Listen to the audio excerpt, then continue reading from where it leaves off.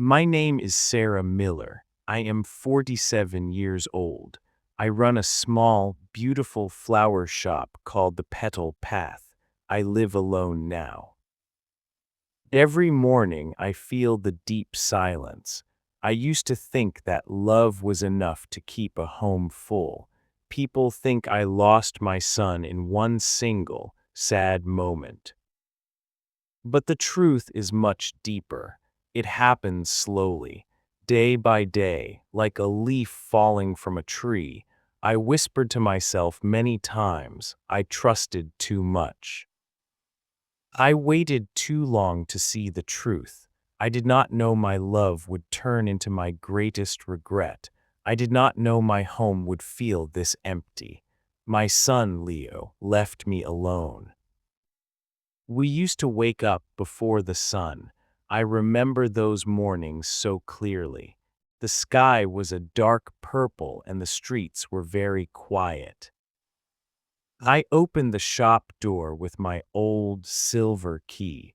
The metal always felt cold in my hand. It was a familiar and comforting feeling. I smelled the fresh lilies and roses before I even turned on the lights. Leo was just a little boy back then. He followed me everywhere I went.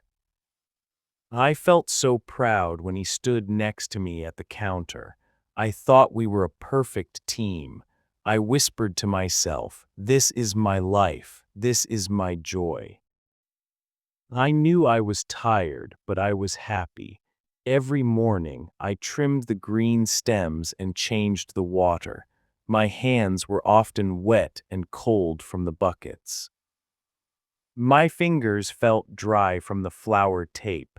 The shop was cool and fresh. Soon, the room was filled with the sweet smell of blossoms. Customers came early. They smiled at Leo and called him a helpful, sweet boy.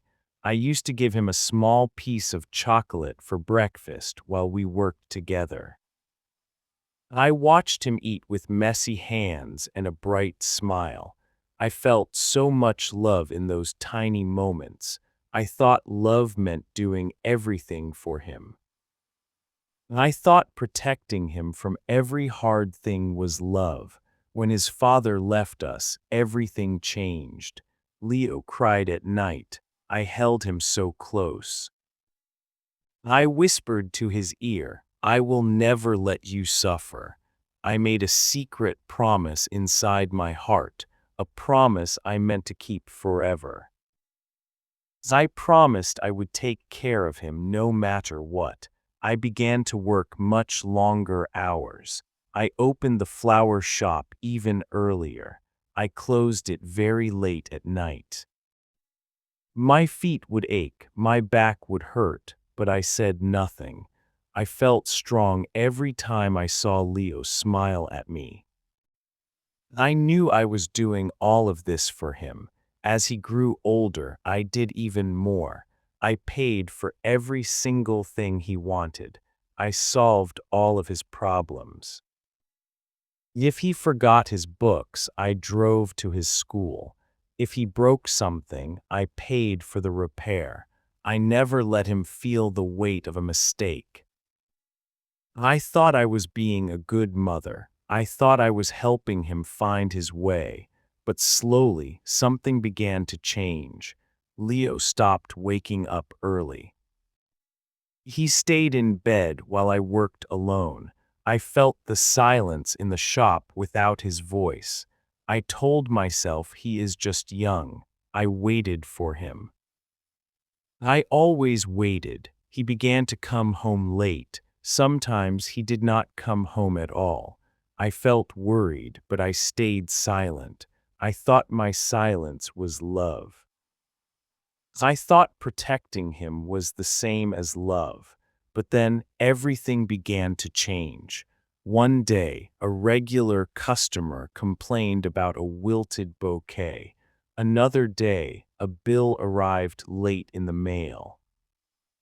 I felt a deep sense of shame when I opened those letters. My hands were shaking as I held the paper. I took a very deep, long sigh. I told myself it was only a hard time. Every business has a bad month. Leo started taking money from the shop's cash box. He promised he would return it soon.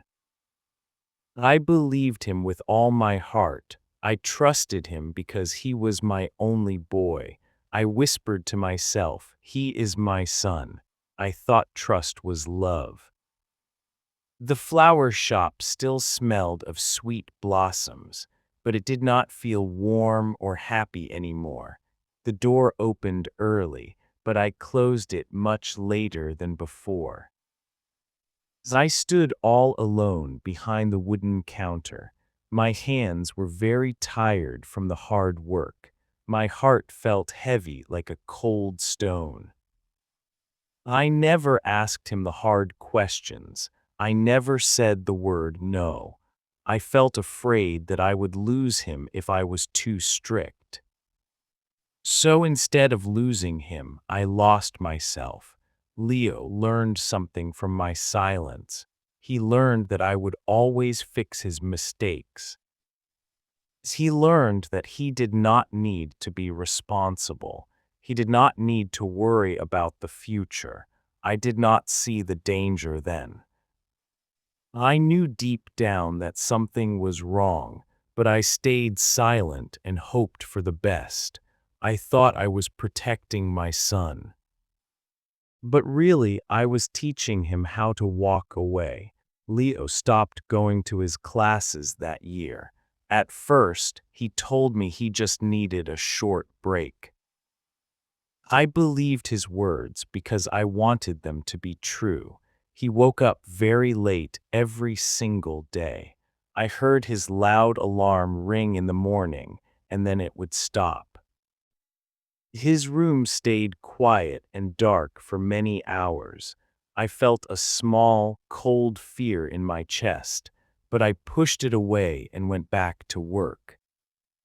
I worked alone in the shop. I opened the door before the sunrise. The morning air was biting and cold.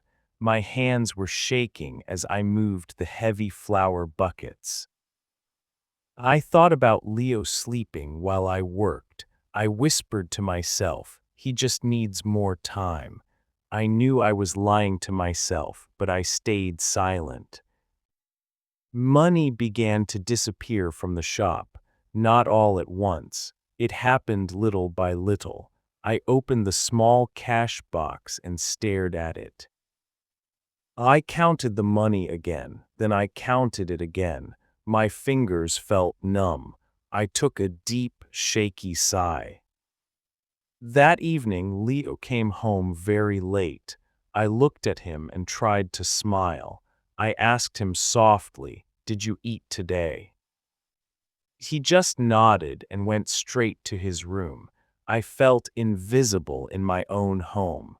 The next week, the landlord came to the flower shop. He stood at the door with his arms crossed. His voice was calm, but his words were very cold. "Your rent is late, Sarah," he said. I nodded and apologized many times. My face felt very hot. I felt shame crawl up my neck. Then the bank called. Then a customer complained about the flowers. I heard people whispering behind my back. People looked at me with tired, sad eyes. I felt smaller and smaller every day. At night, I sat alone at my small kitchen table. The light above me flickered on and off. I held a cup of cold tea in my hands. I thought about my life and my choices. I whispered to myself, "I did this for love." I knew something was breaking, but I did not stop it. One evening, Leo came to me and asked for more money again. I felt my heart beat very fast. I opened my mouth to say no, but I closed it. I gave him the money. My hand was shaking as I handed him the cash. I hated myself in that quiet moment. I thought saying no would make him leave. I thought my silence was safer than a fight. I thought sacrifice was the true meaning of love. But each time I stayed quiet, the space between us grew wider. A few days later, Leo came to the shop unexpectedly. He stood near the door and looked around at all the flowers. The sweet smell of fresh lilies filled the room. I felt hope for a second. He said, "Mom, we need to talk." His voice was very calm, too calm. I looked at him and said, "This shop is our life, Leo." He sighed and looked away from me. "This place is old," he said. "It keeps us poor. I need money to start my real life." I felt a sharp pain in my chest. My hands were wet with sweat. I thought about the many early mornings we shared. I thought about the promises I never spoke out loud.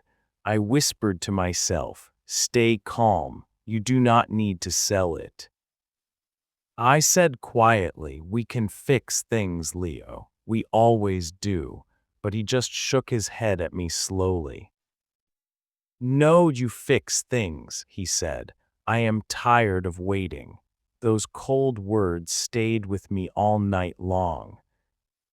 I lay in bed and stared at the dark ceiling. I felt the silence pressing down on me. It felt heavy like a blanket. I thought, when did he stop waiting with me? The next few weeks were even harder than the ones before. The bills came much faster. The refrigerator for the flowers broke once. The customers started leaving even earlier than usual. I felt tired deep in my very bones. I worked longer hours, but I earned less money. Everything felt like it was slipping away. Leo stopped helping me completely. He came and went as he liked. I watched him from the corner of my eye every day. I felt like a guest in my own flower shop. One afternoon, he spoke to me again about the future. "I found someone who wants to buy this place," he said. My heart dropped into my stomach. I felt very dizzy. I looked at him and said softly, "Leo, this shop is our life." He did not answer me. He looked cold. He only said, "It is time to move on." That night, I stood alone in the dark flower shop after closing. The lights were off. The sweet smell of the flowers was gone. I touched the wooden counter with slow, tired hands. My fingers remembered every little crack and mark in the wood. I felt hot tears burn my eyes, but I did not cry. I knew I had a choice to make. I could speak. I could say no. But fear held my voice inside my throat. I whispered to myself, "If I lose him, I lose everything." So I stayed quiet once more and hoped for peace. In that deep silence, the conflict grew bigger. I did not know that everything was about to change forever on Monday. I looked at the colorful roses and the bright sunflowers. They seemed to lose their color in the dark room. I felt so alone. I wondered where this happy little boy had gone, the one who used to follow me around with big, curious eyes and laughter. I tried to remember the last time he smiled at me. I mean, a real smile without asking for something. My heart felt broken.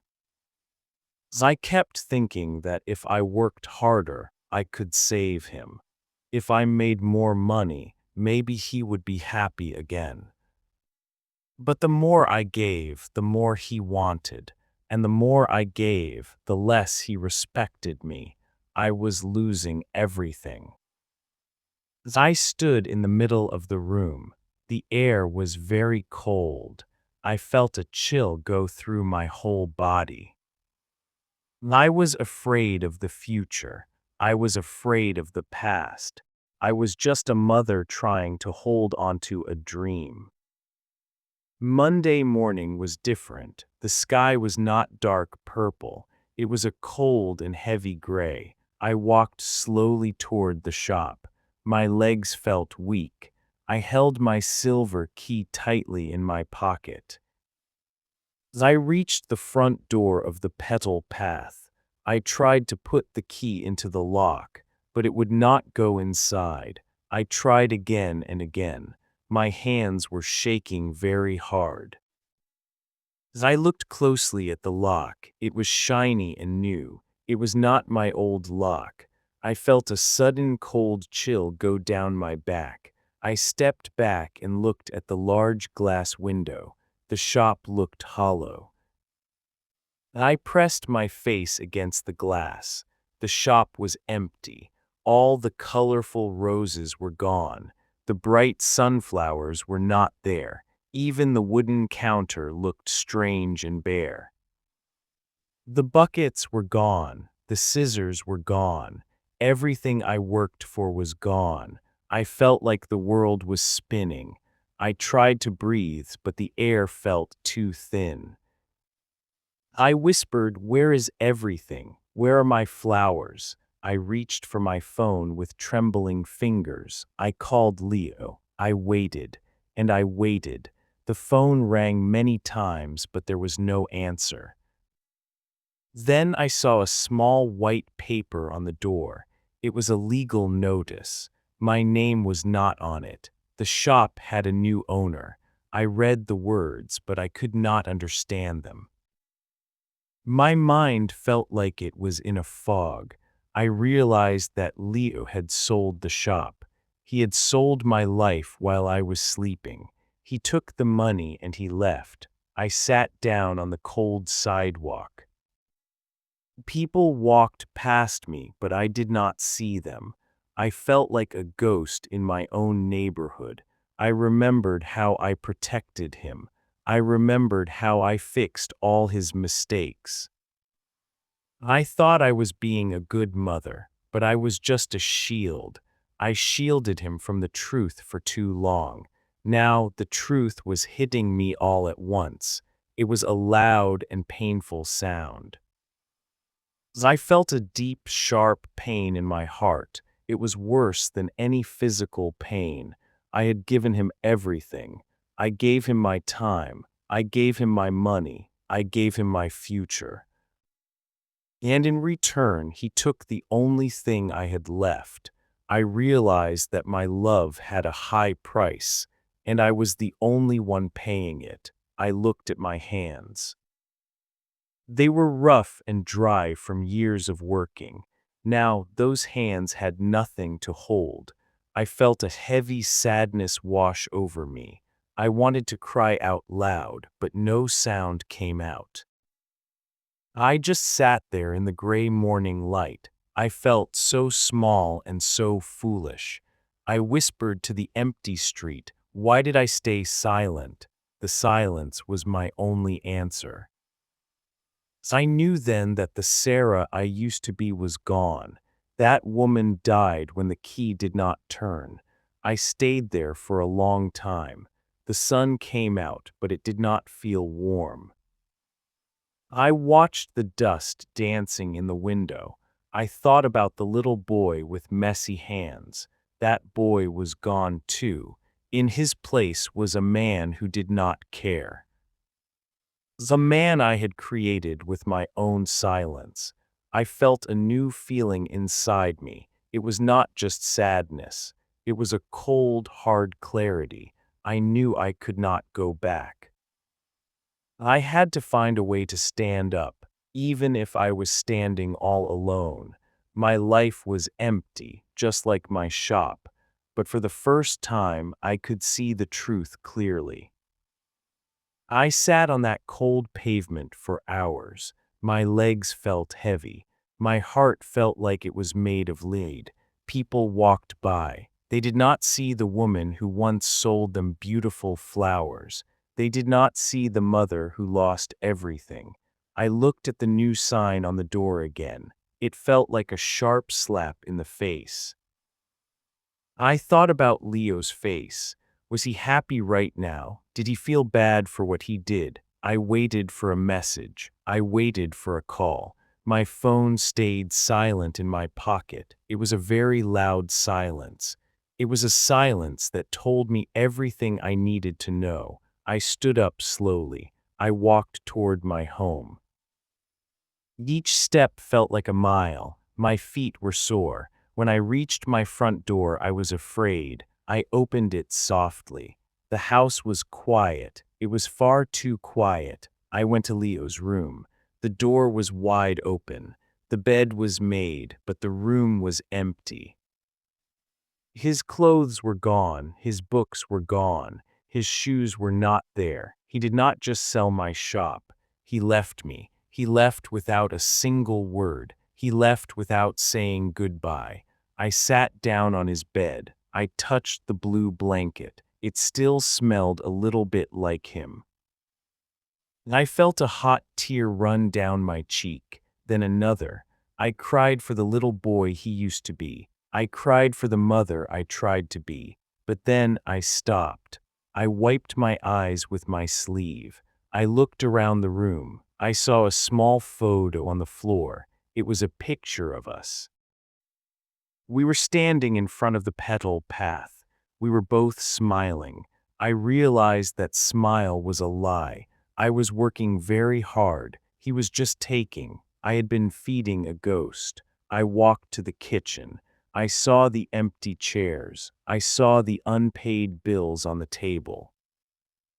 I realized I had to survive. I could not wait for him anymore. Waiting was a prison. I had to unlock the door myself. I spent many years making his life easy. Now I had to make my life possible. I realized I was not just a mother. I was a person. I was a person who deserved respect. I was a person who deserved to be seen. I looked in the mirror. My face looked old. My eyes looked very tired, but there was a spark, a tiny spark of anger, and anger was better than sadness. Anger meant I was still alive. I began to pack his leftover things. I put them in a cardboard box. I did not feel sad anymore. I felt done. I was done being a victim. I was done being a shield.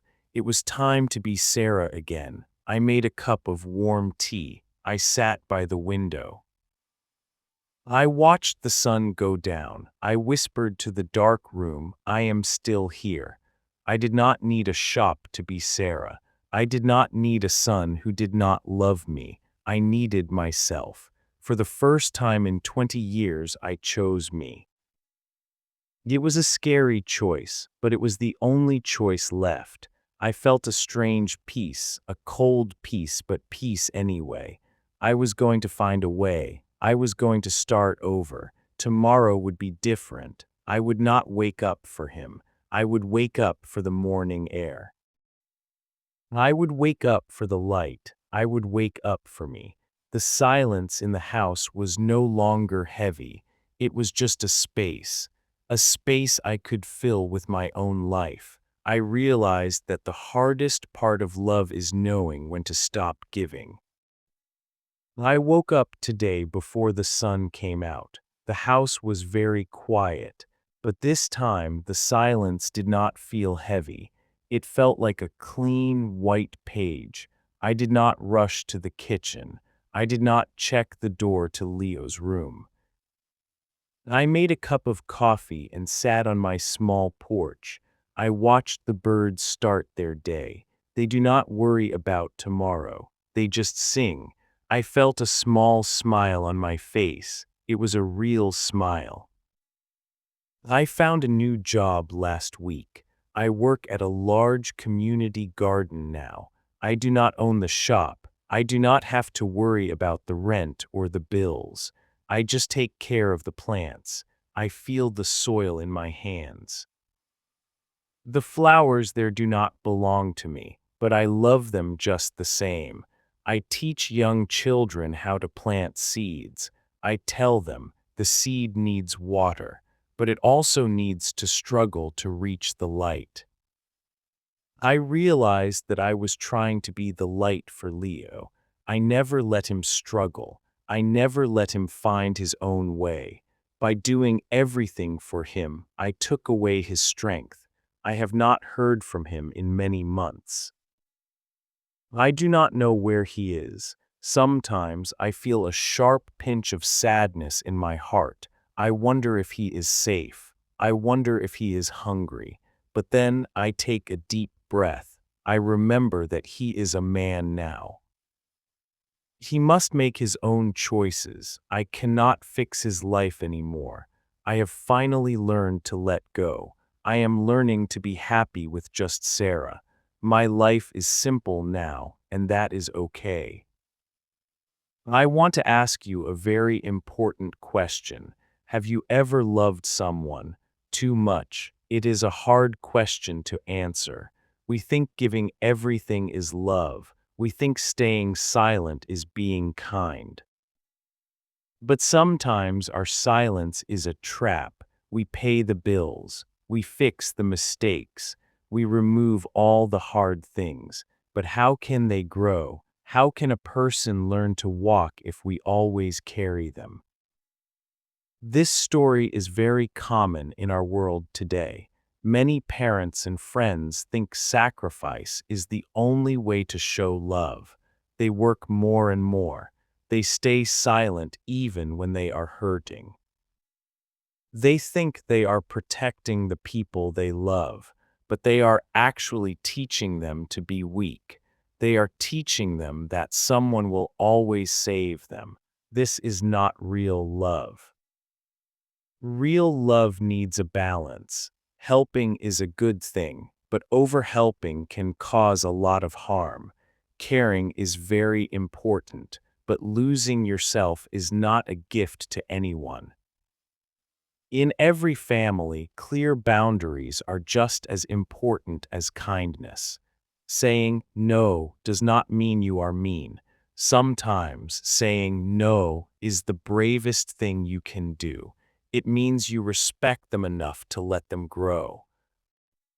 Our world is full of stress and pressure. We must remember to take care of ourselves too. A healthy life needs self-respect. It needs honest words and clear limits. The biggest lesson I learned is very simple. Real love supports growth, not dependence.